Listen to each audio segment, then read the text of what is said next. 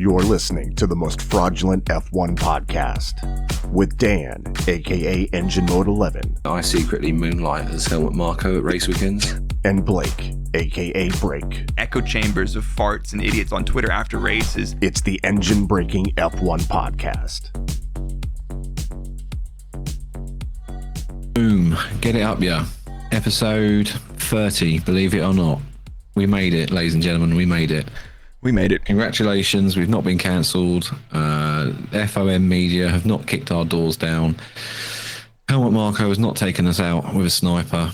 30 episodes deep. We're doing well, mate. Which is impressive considering the amount of shithousery and fraudulence, and we're doing our best to keep this alive. So, welcome.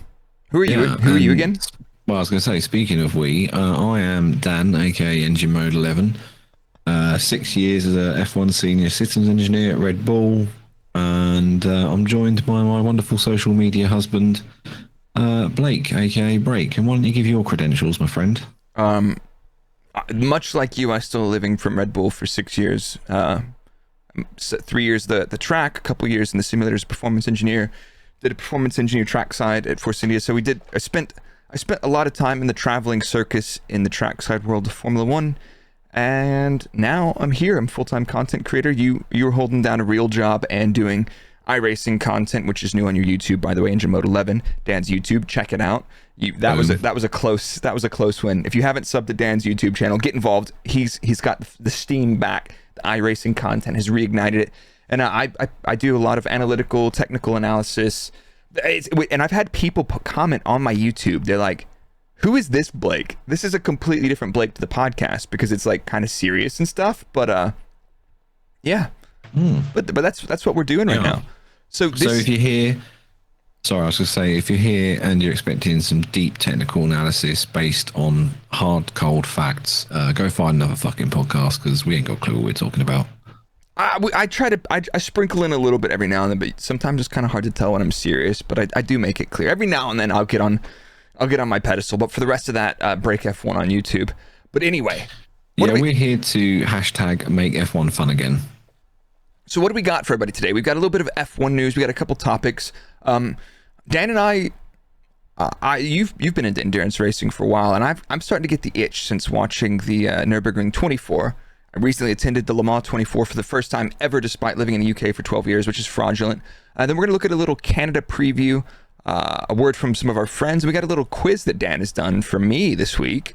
Then we'll get into our predictions, and at the end of the podcast, we're going to do our random fandom draw, where we get assigned a team at random to gas them up and be objective and constructive about them, because we're not that biased. Just because Red Bull used to pay us doesn't mean that we can't be honest about other teams as well. So we have to take our bias hats off and give a report card on our team each at the end of the podcast. So stick around for that. But we're gonna pick our teams for Canada, who we'll be talking about in the follow-up episode next Monday. And if you're wondering, we do record these live on twitch.tv/break with 3 R's. But if you're watching this on YouTube, don't forget to hit that subscribe button. If you're on Spotify, leave us a 5-star review if you like it. And if you hate it, tell us why you hate it. It's okay if you hate me because I'm American. I don't know about motorsport. It's fine.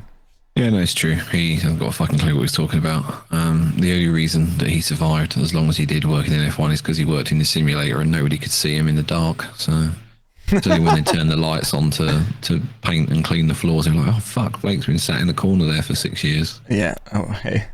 Yeah. As soon as I told them I wanted to leave the trackside job, they're like, all right, you're dead to us. Screw you. Go into the bin. I'm like, okay, sorry, guys. But anyway.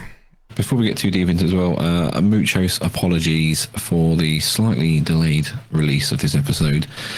You have me to blame for that, as I double booked myself for dad duties. And Blake, it's not necessarily his fault, but I'm going to throw him under the bus a little bit as well. That he managed to get lost in Paris on the way home. I was indeed in Paris. Our flight got canceled from Paris on Sunday night, coming back from Le Mans, which we'll get into that in a second. So, talk to me. What do we got on the news? What do we got on the news, mate? F1 talk news. To me, Goose. All right, geezer. Right. So, F1 news. Oh no. Disaster. My soundboard's not working. Okay. That's fine. We'll make it up as we go along. insert a toot toot there. So tire wars apparently are back, ladies and gentlemen. There's some rumours that we may have a secondary entrant into the tire manufacturer list. The arena of tire manufacturers, but we're not going to have a tire war because the current regulations, as far as I understand, do not allow two tire suppliers. So Bridgestone have put their hat in the ring to say they would like to be running for, I believe it's the 2025 tire supply, which is interesting. And let's detour off of that. So we've got Pirelli have won every Formula One World Championship for how long now? It's been a minute. It's been a while, hasn't it? Yeah. So since Bridgestone was solo, but yeah, the grooved slicks. God, please don't talk about those. Disgusting. But so since 2011, Pirelli have been the sole supplier. They've dominated Formula One. But Bridgestone are like, you know what, we'd like to have a go. Michelin not interested, I think, unless there's competition, which is interesting. But some people say that a tire war is bad for Formula One because the 2005 US Grand Prix. Do you remember that one? I don't remember watching it live, but I remember like what happened in the fallout after, if that makes sense. Yeah. So a quick backstory. Yeah, run it back for us. So back in 2005, there were two tire suppliers: Ferrari, Jordan, and Minardi. They had Bridgestone, the Japanese manufacturer, and the other 7 teams on the grid had Michelin, the French tire manufacturer. It's the Indy Grand Prix. So in the US Grand Prix in Indianapolis, it's the road course, oval course. Ralf Schumacher crashes in free practice due to a rear left failure, the high-speed banked corner. It was the inside rear, which is interesting, but that's what happens when you have the unloaded tire with weird stress on it. He was injured. He was replaced by Ricardo Zonta, who also crashed in the exact same way with the same failure mechanism. So there was a huge thing between the teams and the FIA and the rights holders, and they're like, do we add a chicane? Do we limit car speeds to this corner, this, that, the others? And yeah, there's a lot of back and forth and lots of shit. And then they also talked about adding a chicane into that to cut it down, but that would have meant that the circuit was no longer officially the circuit, so it wouldn't count towards the championship points. And there was all sorts of back and forth. So what happens on Sunday? All the cars take the grid, and then on the formation lap, all 14 cars that were shod with Michelin tires drove into the pit lane and retired. And I believe Michelin had issues the year before, but people are saying, oh, we can't have a tire war because we'll have a repeat of this. That was a Michelin fuck up. Pirelli have had huge tire issues in the past 10 years as well, which have required huge changes to the operating conditions and everything else, which is not a problem because they're the sole supplier. So if you bump up the pressure for 3 psi for everybody and the tires are slow as hell, everybody's slower and nobody any of the wiser. So yeah, the next question I have for you is a tire war good for Formula One? I don't think it is. So I don't like another element being thrown in, which I know is quite amusing because I think we spoke about this last time, and I said when we compared IndyCar to F1, and I was like, no, I don't want a spec series, and I don't want a spec series, but I want a spec tire. I'm just not overly convinced that sticking another tire manufacturer in is going to help. I think it's, I don't know. I mean, what do we have? We had, who was it that designed their tyres pretty much specifically for Ferrari and basically fuck everyone else? Was it Michelin? It was Bridgestone. Bridgestone, okay, yeah, no, it was Bridgestone. Basically, we only design tyres for Ferrari, fuck everyone else. Yeah, I mean, they had tires on a situation like that. They had tires on Minardi and Jordan. And that was a Jordan podium, and I believe that was Schumacher's only win of 2005, wasn't it? Is that correct? I believe that's correct. Why not? Sure. But anyway, who's going to check? Nobody's going to check. This is fully fraudulent. So I don't think a tire war is good either for the same reason. Like, it just basically adds another variable performance differentiator, and it's something that doesn't really add to the show. It's like, if everybody has the same tires, great. If everybody had the same gearboxes, great. I mean, like, I feel like the fact that we're shrinking down so much development on certain areas, adding a tire manufacturer war just goes completely against all that. We simplified the suspension. We've got rid of the inertia dampers, the inerters or J dampers or whatever, all sorts of stuff. I don't think it's the right thing to do. And I don't think it fixes anything. I think it just adds another narrative and talking point. But we got plenty of narratives like George Russell saying that some drivers don't have any awareness. Jesus. Pot kettle black. Yeah. What was he thinking? But anyway, next point in the news. We've heard some rumors that the German manufacturer Audi might not be ready for 2026. What do we know about that? Yeah. I keep seeing that on Twitter, and I think you dug into that one. Yeah, so basically, where are we at? Audi's first full hybrid unit. So basically, that's the combustion engine, electric motor, battery, ECU, is not scheduled to start running on the dyno until the end of this year. Now, I know what you're thinking. You're probably thinking, well, it's, 2023? Yeah. Doesn't come in until 2026. What does it matter? Well, it kind of does matter because apparently Ferrari have already started this work a few weeks ago, which would put Audi behind by about 6 to 8 months. So not a great start there for Audi. They got some leniency, obviously, Actually, you know what? I'm going back on that. They haven't got any fucking leniency at all because they did all the Porsche engine and all that, didn't they, for Le Mans, which is similar. So, no, you don't get a pass from me. I've changed my mind. We know their dynos are yet to be brought up to current F1 standards. But they should be able to catch up because as a new engine supplier, they are allowed to spend $10 million more than everyone else in 2023. So this year, 2024, and then it drops down to $5 million in 2025. So they've got some money to catch up. And that's an interesting, I could be misspeaking, but isn't that the thing why Red Bull Powertrains also got that additional budget allowance as well? Because it's a new entry despite licensing some of the technology or for the previous engine, like they've got a head start. Is that the case or not? I do not know. I can't remember off the top of my head, but I remember reading somewhere that Red Bull may have lost that because it was determined that really it was just a Honda engine. Okay, but yeah, interesting. I'd be completely wrong. Yeah. I'm not checking that live, but I remember something like that. Well, I think what we need to do is maybe we have a little roundup of the engine wars incoming because I feel like it's a little bit far off, and I've wanted to do some content about the new engines, but it's not.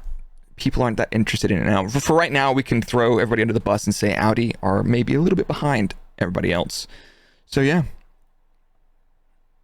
I think I think they're not happy with the progress. I wasn't leaving you hanging there. I just pressed the wrong button on my soundboard. I don't know what's going on with it today. What a disaster. Anyway, sorry, yes. And apparently rumours swirling around that the Audi board are pretty pissed off with the progress so far. And they've been a little bit outspoken to people in German media about it. So, yikes. Drama already before they're even officially hit the grid. Yeah, Sauber. No Sauber. Another year in the mud.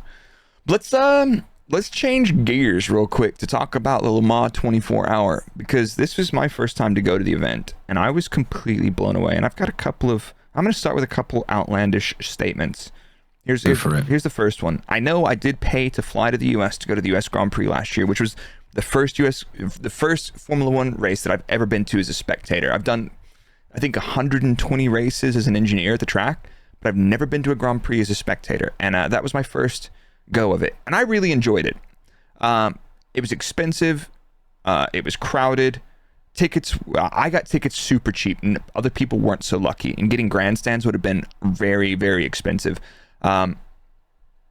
It was fun. And then I flew over to France and went to the Le Mans 24, and I had my mind blown about how amazing that racing event was, especially as somebody that doesn't really know a whole lot about endurance racing yet.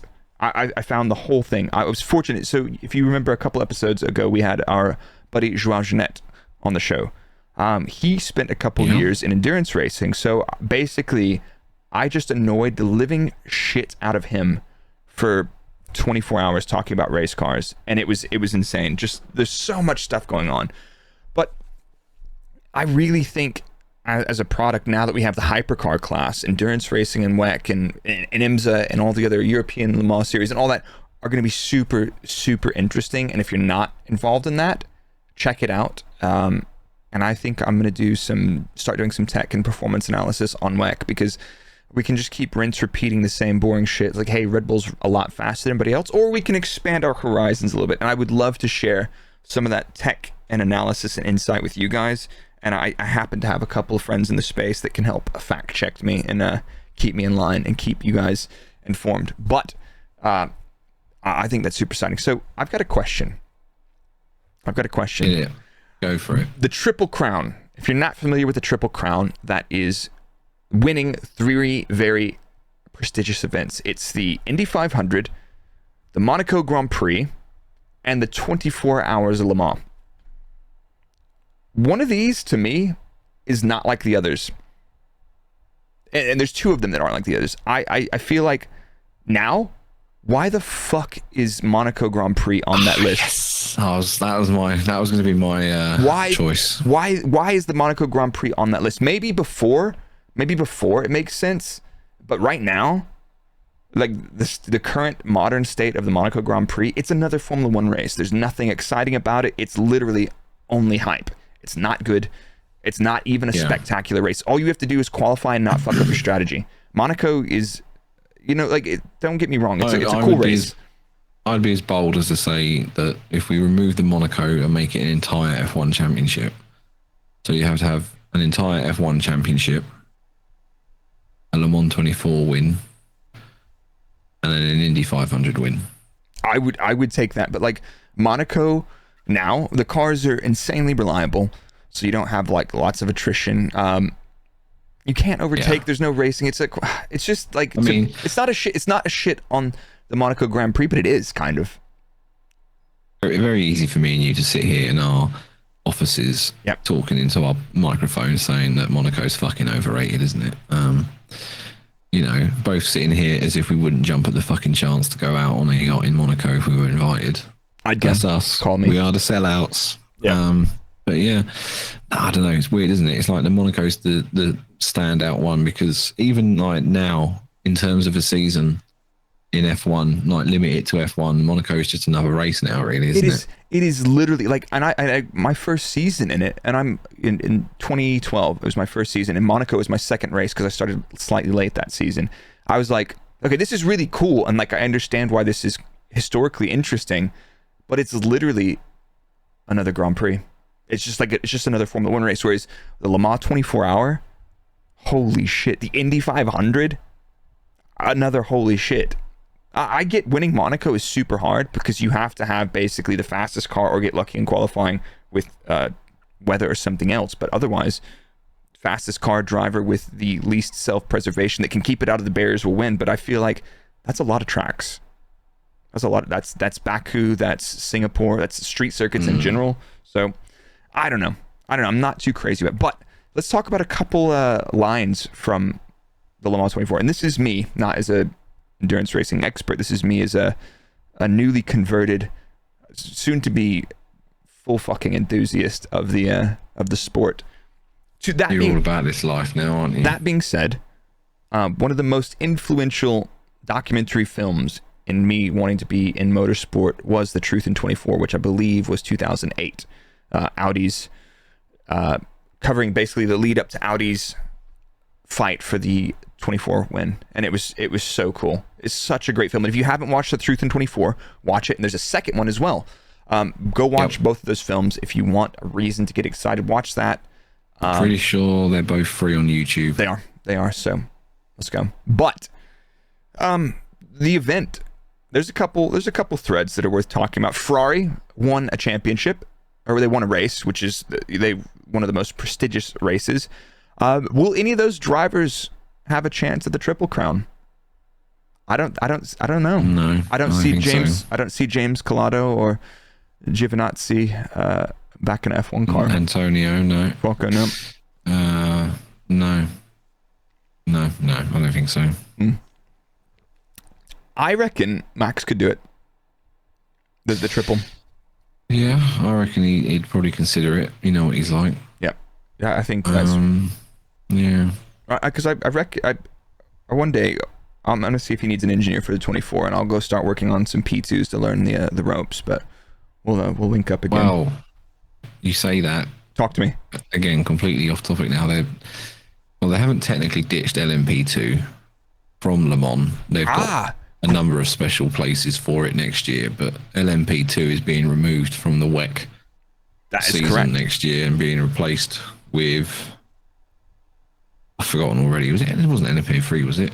Maybe it was LMP3. I can't remember. I think most of the WEC. Correct me if I'm wrong. It's going to be GT3 and Hypercar will be WEC, and then for Le Mans 24-hour, the P2s will be back in for a special event. But the P2s will still race at European Le Mans Series and Asian Le Mans Series, I believe.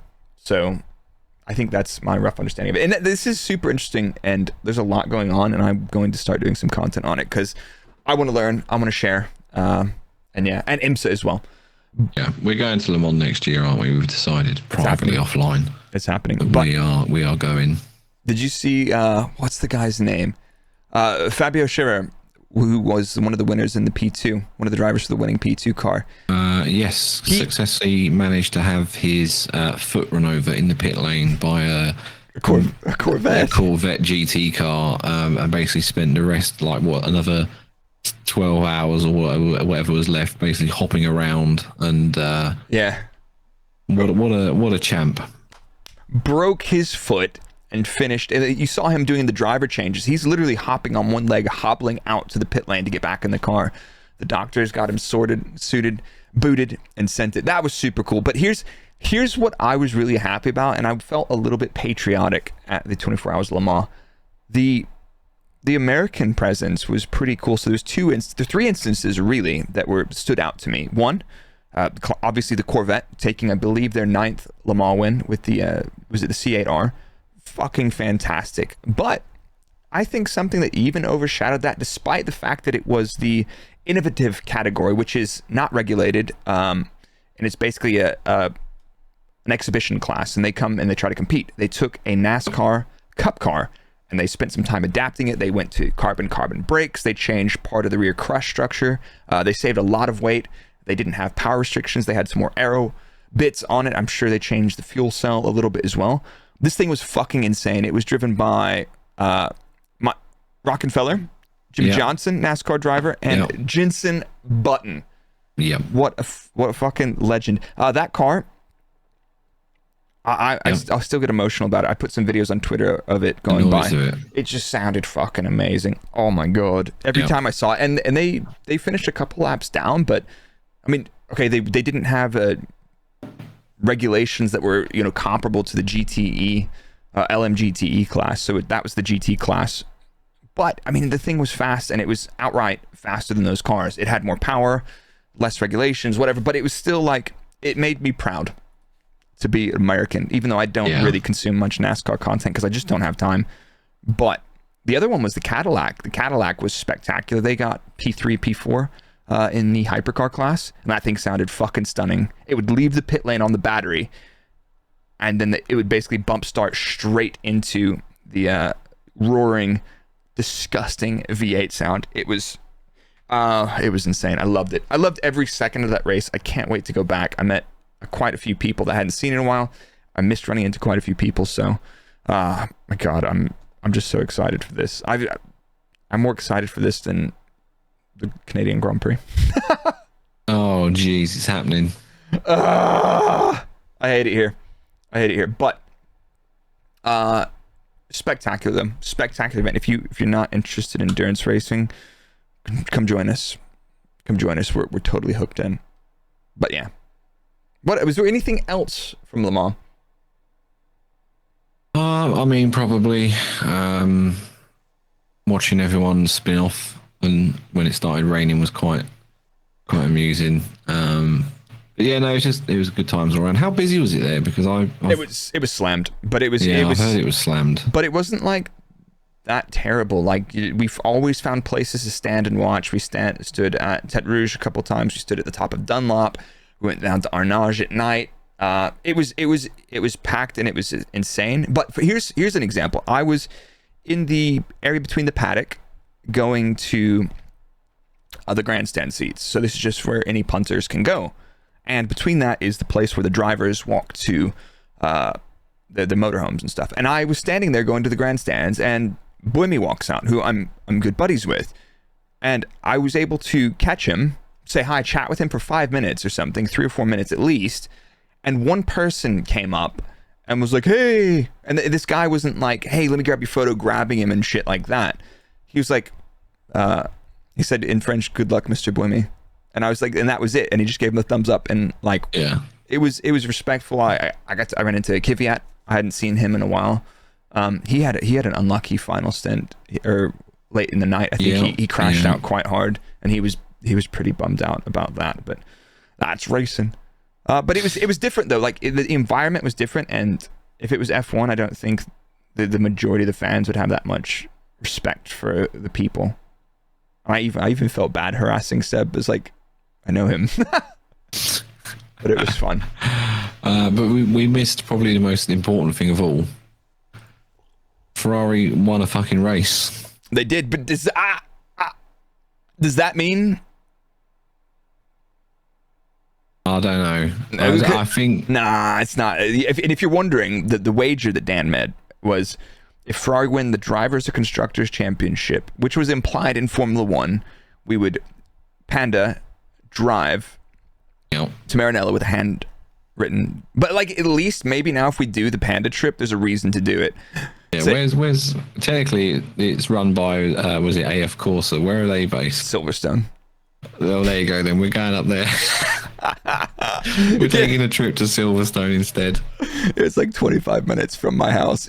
Ciao, of course. Here's a cool story. One of my mechanics, one of the mechanics on Max's car, Oscar, was the number one for the winning car.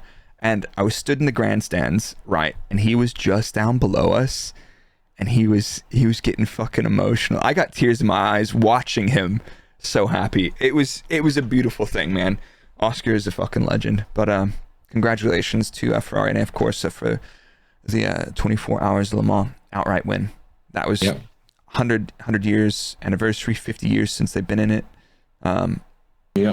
Super we got cool. Robert Kubica on pole, not pole, sorry, on the Polish. podium. He's Polish. Yes, we got the pole on the podium in LMP2. Robert Kubica, nation, rise up! Now is your time. Go on, lad. That was cool to see him.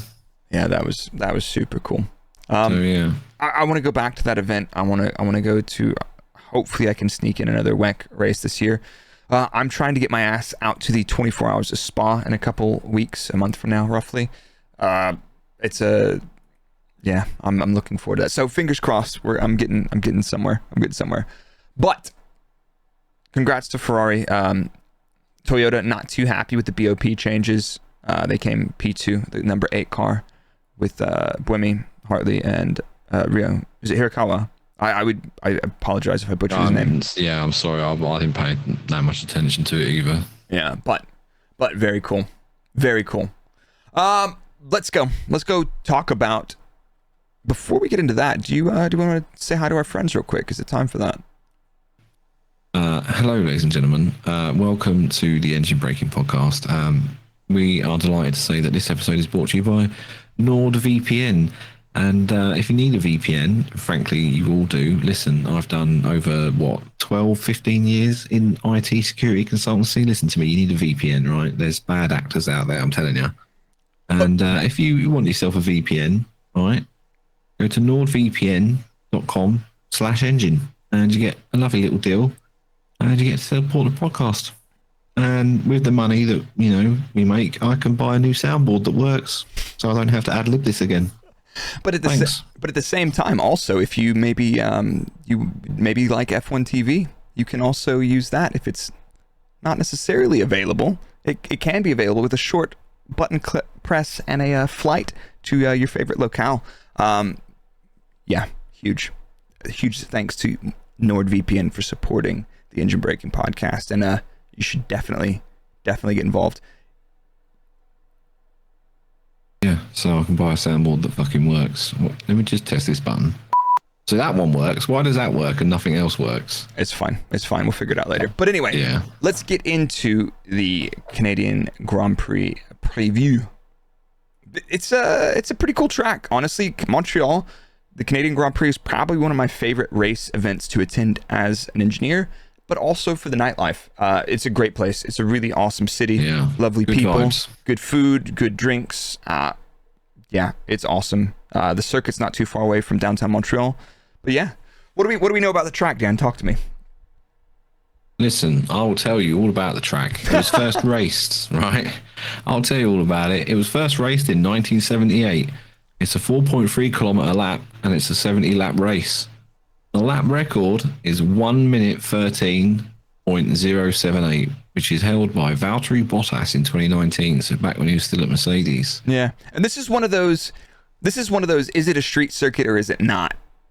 Yeah, it's a bit of a weird one, isn't it? Or is it not? But like the circuit is not used very regularly, most popularly for the Formula One Grand Prix. But it's basically a lot of low to medium speed chicanes, a couple hairpins, and big emphasis on top speed and traction. But it's also still a pretty tricky track, and it's often wet here. Last year in qualifying, we had Alonso in the Alpine with P2, Verstappen on pole. And then we had a dry race with Verstappen win, Sainz P2, and a Mercedes 3-4. And that was the time last season where like, are Mercedes back? They weren't back. They were about 0.5% off the entire season. So, well, good news is that last time I checked, there was a 50% chance of rain on the Saturday and Sunday. Which I think is their way of saying we've got no fucking idea. Yeah, definitely. Yeah, Meteo, not a chance. The weather service that everybody uses. But yeah, we're not sure. Fuck it, maybe. Yeah, but in terms of the tires they're bringing to the race, it's going to be the same softest end of the compound range. C3, C4, C5. Those are your hard, medium, and soft. What do you reckon? Yeah, C5 will probably just be a qualifying tire because last year during the race, we had mixed two stops. We had medium, hard, medium, and medium, hard races. So yeah, no one touched the soft in the race. No, not at all. So yeah. Dog water. Yeah, exactly. So it'll be some variation of that. I think your front runners will probably start on a medium and see how they go on that and run a hard for a bit. But if it's wet, hey, now wets are off. Yeah. Now, one thing let's talk about who were we looking out for this weekend? Now, we'll get to our predictions later, but I'm thinking Red Bull, a good shout for pole and a good race. Ferrari, I think possibly up in the mix as well. Okay. Mercedes and Aston, I'm less favorable of because of the top speed requirement of this track. But I think we could see Ferrari shooting for pole. Well, listen, I've only been saying it for the last 7 races, but hey, guess what? Aston Martin are bringing upgrades to this race. This could be the Lance Stroll victory in Canada that we've all been waiting for. It could be happening. Oh my God, you reckon? Yeah, and if it does, I'm necking a pint of maple syrup. I said I was going to do it outside the Canadian embassy, but somebody reminded me that because we're a Commonwealth, we don't have any Canadian embassies. Oh no! Maybe I'll just do it outside Buckingham Palace or something. I don't know. What about, I don't know, are there any famous like Canadian restaurants or statues or anything like that? I don't know. We'll figure something out. But Lance has got to win the race first. Look, hey, if he podiums, I'll do it. Okay. Well, you have fun. That sounds terrible. I wouldn't do that. So, what are some other interesting things about this circuit? Track evolution is always quite high because the surface is fairly smooth and they don't really use it outside of F1. So we're going to see, here we go, all fancy here. We're going to see a high degree of track evolution over the weekend. But we probably won't because it's probably going to fucking rain. But if it stays dry, we will. Okay, fair enough. Another one you mentioned is the pit loss here is really short because you basically dive bomb down into the final change of direction next to the wall of champions, dive into the pits, and then you exit at the exit of turn 2. So, or into turn 2, into 3. Yeah. So it's like, yeah, whatever. No, very little pit loss here. Yuki infamously last year just drove straight off and into the wall. A bit like what you did when we played F1 2022. Yeah, but he didn't have autopilot on the pit exit. He was just like, yeet. Hey, it's happened to the best of us, Yuki. My favorite memory of Montreal was when Perez got a penalty for Felipe Massa driving into him. Yes, I remember that. Yeah. What a fucking useless goober. The funniest part about that was Checo and Massa had a huge shunt, right? And then Perez comes back from Perez comes back from the medical center, and we're sitting in the office, which is a Connex box, like a shipping container basically, and it's nasty and hot in there, and it stinks. And it was me and GP sat there because we got taken out quite early, and we just, like, after the race was up, we just packed up, and then Perez walks in, and he's like, "What's up, guys?" I said, GP goes, "Yeah, you'll never guess what," and he's like, "What?" And he goes, "Yeah, you've got the penalty for Massa taking you out," and he goes, "Ah, fuckers," and then walks out of the room. That was it. That was literally it. Not even a rant, not even anything else. I was like, all right, dude. He was just over it at that point. Imagine, the Williams used to be quick back then. They finished third in the championship that year. Yeah, they did. The fuck happened? Like, Jesus. I mean, I guess it happens to everybody at some point. Yeah, they just didn't have the money to continuously invest into improvement, do they? Story of all the small teams, really. Yeah, it is. Yeah, it is. But they were punching above their weight for a while. But yeah, I mean, the Mercedes engine in 2014 and 15 was OP. Let's be honest. Yeah, fair enough. Yeah, they had like no drag, so they just flew along the straights, and because they were so quick, it didn't really matter that they were dog shit in the corners. Yeah, in qualifying, Lewis is like, "What are apexes? This thing is so goddamn fast." Yeah, no, well, the Williams was the one. No, I'm talking about the Williams. That had no downforce. Yeah. Well, Felipe kind of struggled to.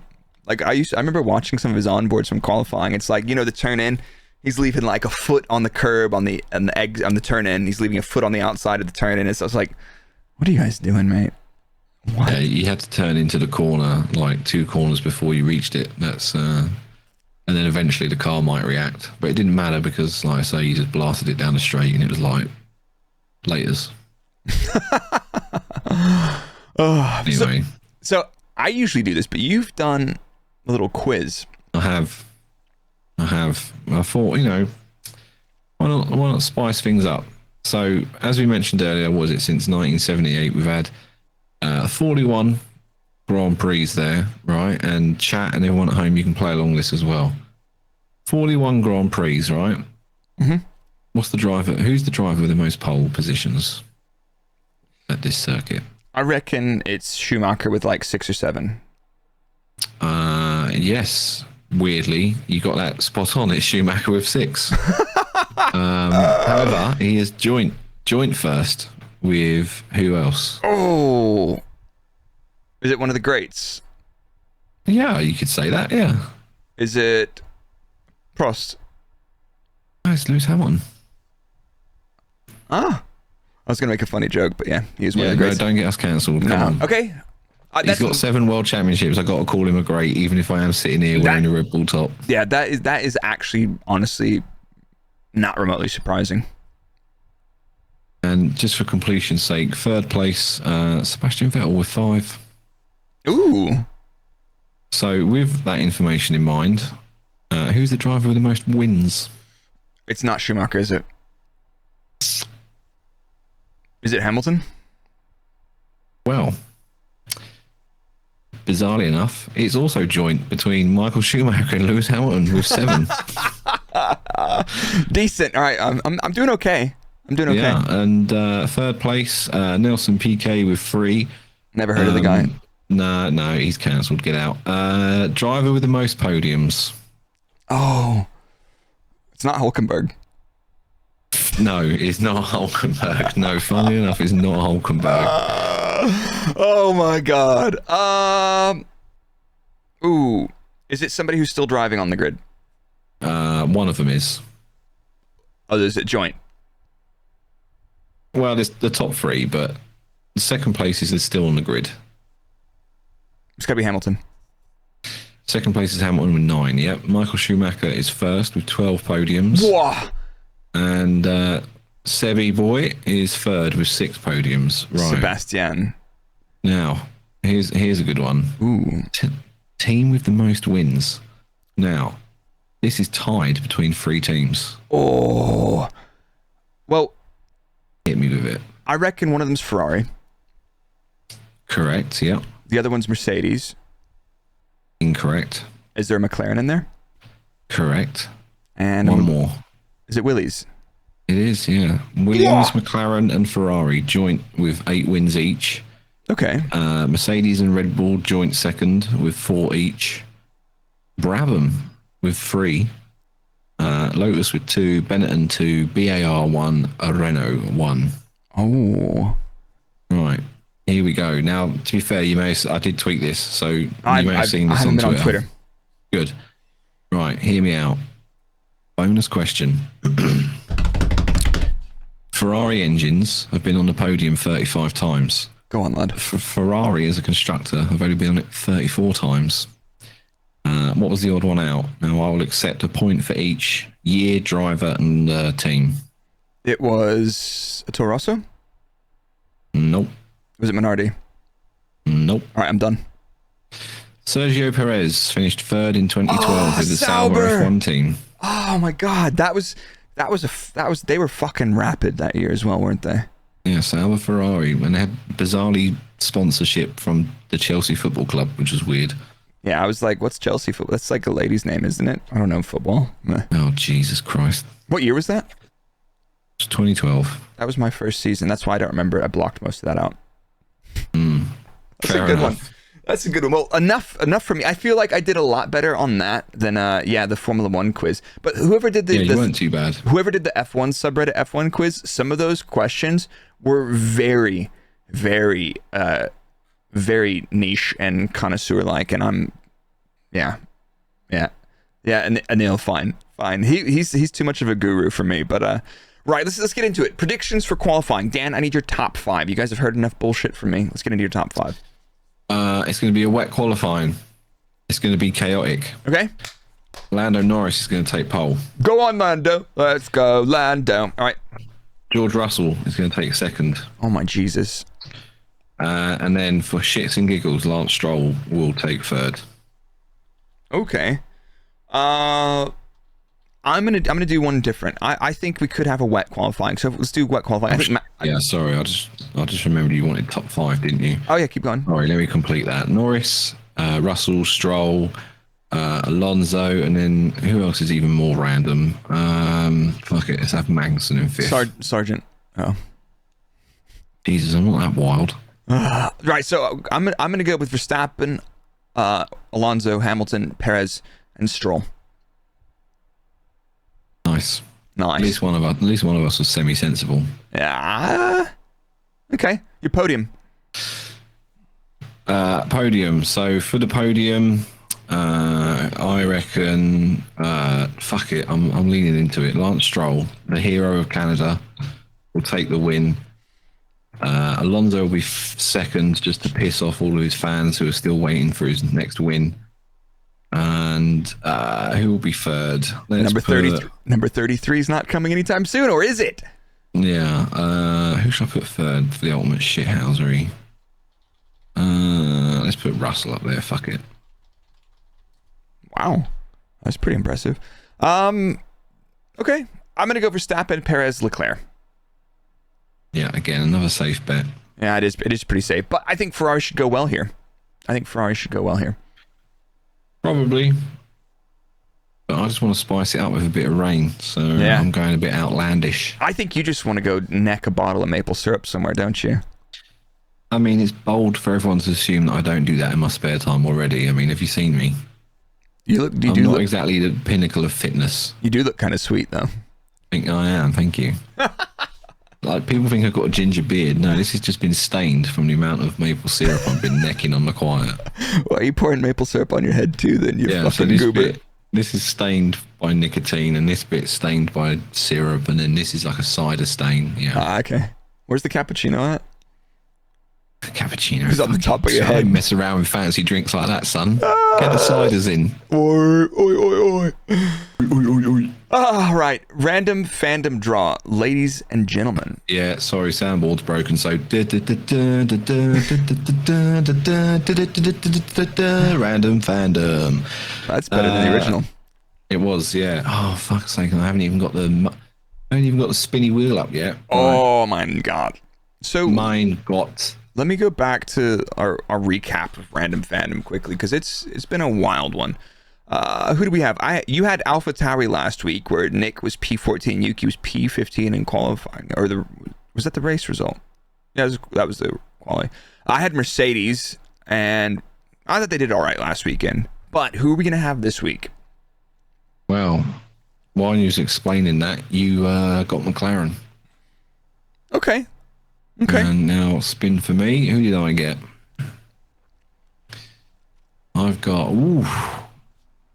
Alpine. Alpine.